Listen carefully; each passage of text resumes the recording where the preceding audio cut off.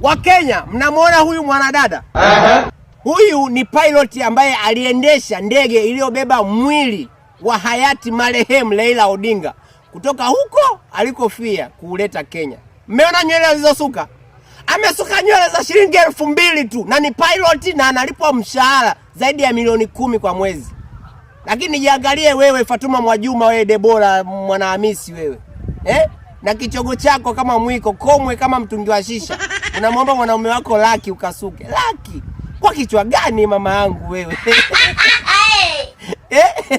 Laki moja ukasuke.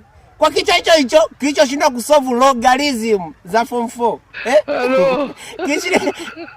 Kilichoshinda kusolve hesabu za form 4. Wanawake sisi. Eti sisi. Kumbe mimi mwanaume. Anyway, wanawake nyie, wewe zima kamera.